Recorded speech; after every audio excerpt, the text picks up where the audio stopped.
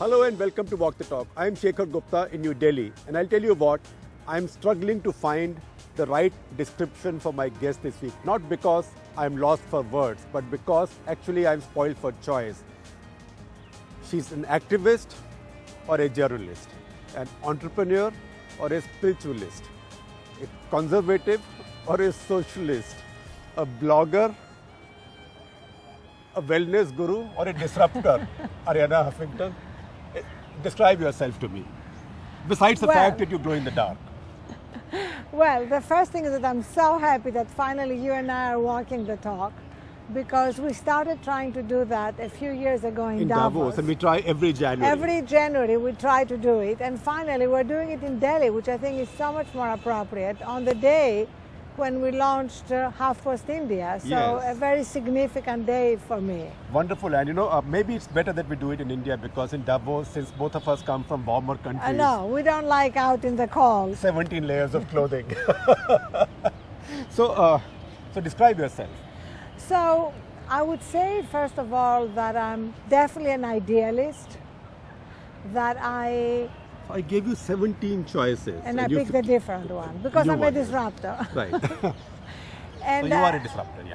And I've always been an outsider. I'm Greek. I went to school in England at Cambridge. I moved to the States. So being an outsider, I think, gives me a different perspective around conventions, but also a very deep respect for ancient wisdom. And that's one of the things I love about this country. And at Cambridge also you were a disruptor. You were, in your time, among the 3 foreign women to become president of Cambridge Union. Well, I was the first foreigner and the third woman. Third woman. And I became president of the Cambridge Union around the same time that Benazir Bhutto became president of the Oxford Union. Yes. So she and I would debate each other at different parts of the world. I bet she never let you talk. She did, actually. I was very fond of her. And she must have been really in awe of you, because as an know interviewer, about I that. know you never had to ask her a question. She just got started and you sat back and enjoyed the fun. Well, I'm not going to be like that. I want you to make it much more conversational. Because she was described to me by one of her classmates as a megaphone with no volume control. How did you deal with her? Well, I found it very interesting, especially later in life. That shortly before she went back to Pakistan, she came for dinner at my home.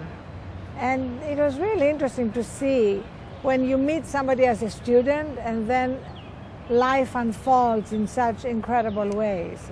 I'm sure that happens to you a lot, people that you've known forever. Well, yes, but I think both in your case and hers, many more dramatic changes happen.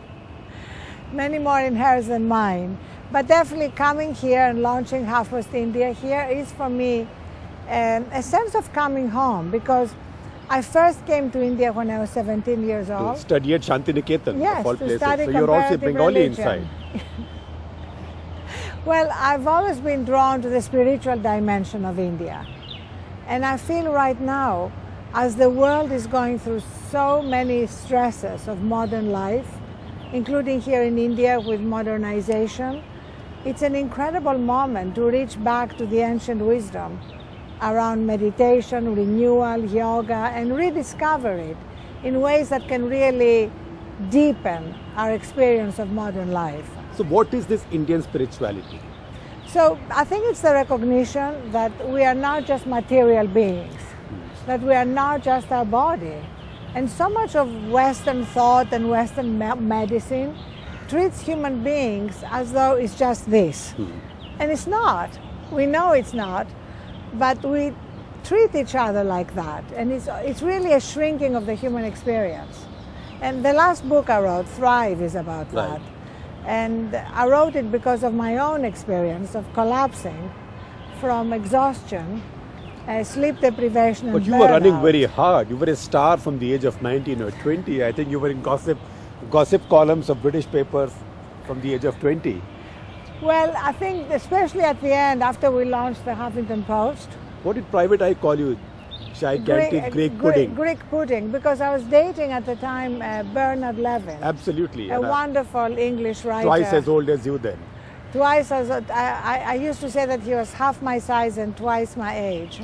In the last 7 years since my collapse and re-evaluation of my life, I believe you fell down one day and I knocked collapsed, your head hit my head on my desk, broke my cheekbone, got 4 stitches on my right eye, and then started asking a lot of these big questions that often we stop asking when we leave college, like what is a good life?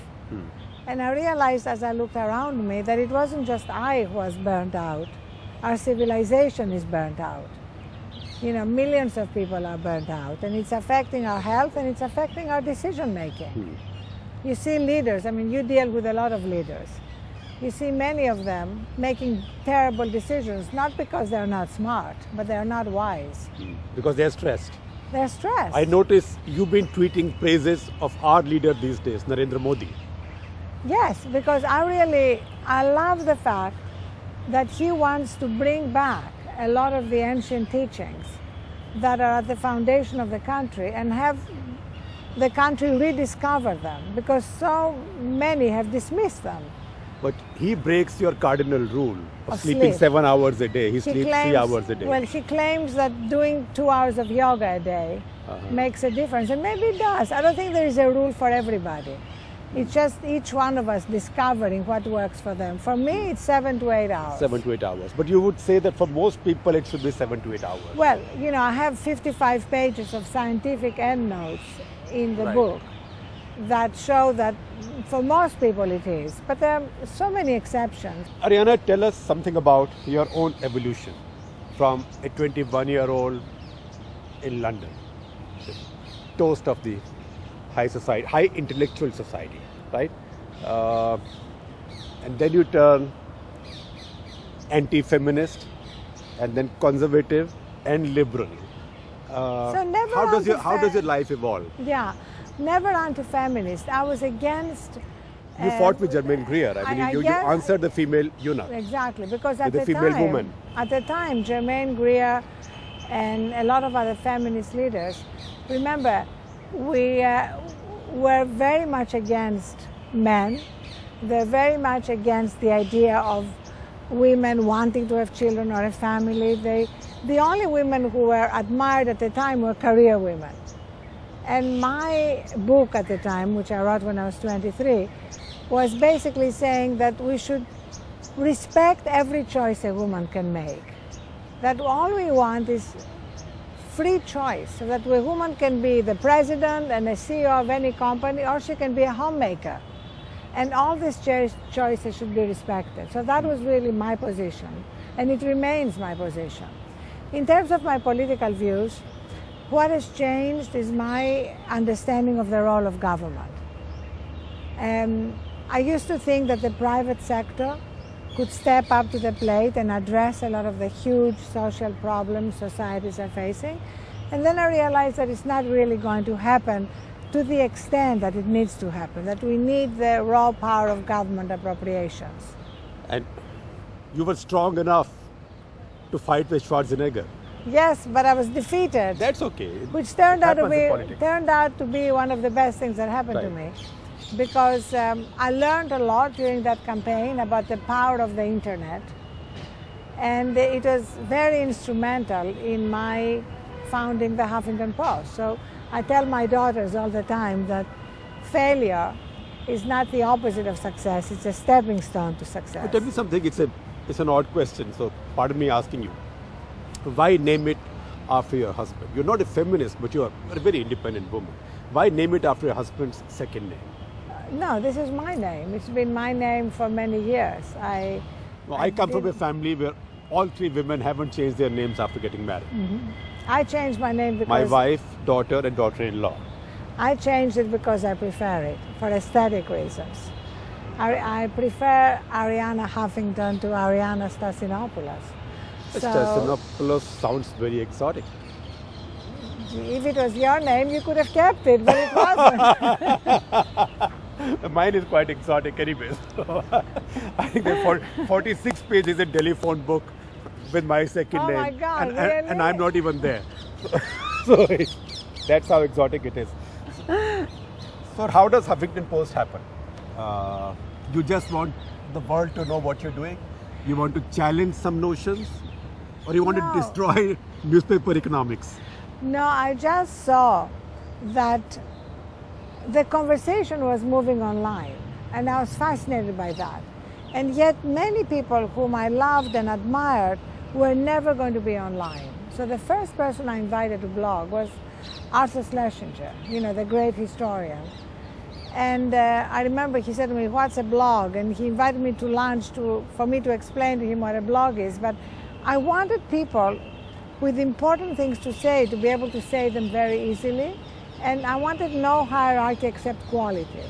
So you could have a great historian or the prime minister of a country blogging next to a student or an unemployed worker. So that was one element of the Huffington Post, blogging. So it brought democracy into the media, in a way. Exactly, yes. And a direct conversation. But it also combined that with traditional journalism. The Huffington Post is a hybrid. Traditional journalism, of the kind that won us a Pulitzer, deep investigative reporting, and a platform that offers You distribution. did win a Pulitzer. We won a Pulitzer, yes, for a 10-part series on the lives of returning vets that took 9 American months. veterans, yes. That took 9 months to produce. So I believe in that kind of journalism. At the same time that I love the fact that the Huffington Post is a platform that has had tens of thousands of people blogging, basically expressing their opinions, telling their stories in 13 countries, because India is our 13th country.